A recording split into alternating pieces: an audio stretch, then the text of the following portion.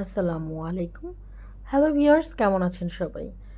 তো আমি আজ এই প্রচণ্ড গরম, আর এই গরমে কিন্তু খাবারের তালিকায় এমন এমন কিছু খাবার খেলে মানে তৃপ্তি সহকারে এবং অনেকগুলো খাবার খাওয়া যায়, ঠিক সেরকম একটা রেসিপি শেয়ার করব আজকে। এটা হচ্ছে পটল ভাজা রেসিপি। তো পটল আমরা অনেকেই কম বেশি ভেজে থাকি, এক একজনের রান্না এক এক রকম হয়ে থাকে।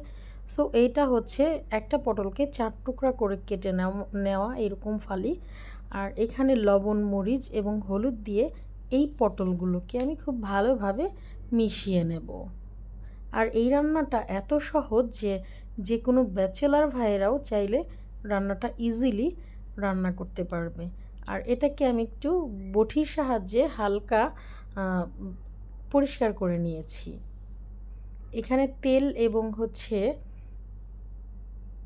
পটল এগুলো দিয়ে আমি খুব ভালোভাবে এটাকে ভেজে নিচ্ছি। এটাকে অনেক বেশি আঁচেও ভাজা যাবে না, আবার কম আঁচেও ভাজা যাবে না। একটা মিডিয়াম টু লো আঁচে ভেজে নিতে হবে, যেন পটলগুলো পুড়ে না যায় এবং ভালোভাবে সেদ্ধ হয়।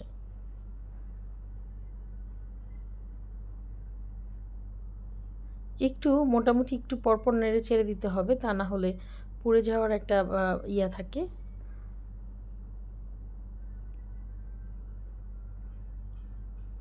এই গরমে কিন্তু এই ধরনের খাবারগুলো খুবই ভালো লাগে, আর এই ধরনের খাবার টেবিলে থাকলে পেট ভরে খুব মজা করে খাবার খাওয়া যায়। এখানে আমি অনেকগুলো পেঁয়াজ নিয়েছি আর কাঁচামরিচ দিয়েছি কয়েকটা, দিয়ে খুব ভালোভাবে এগুলোর সাহায্যে এই পর্যায়ে দিতে হবে পেঁয়াজগুলো, যখন আমার পটল ভাজাটা 70% হয়ে যাবে, সেই মুহূর্তে পেঁয়াজগুলো দিয়ে বাকি 30% এটাকে কুক করে নিতে হবে। তাহলেই খুব ভালোভাবে এই রান্নাটা হয়ে যাবে। আর এই রান্নাটা কিন্তু অসাধারণ মজার। সো এরকম রান্না আপনারা পেতে চাইলে প্লিজ আমার চ্যানেলটিকে শেয়ার করুন এবং সাবস্ক্রাইব করে দিন ফ্রেন্ডস ফ্যামিলির সাথে।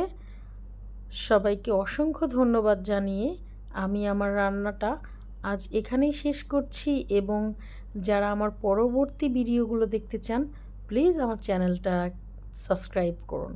সবাই ভালো থাকবেন। সবাইকে আবারও ধন্যবাদ জানিয়ে শেষ করছি আজকের ভিডিও।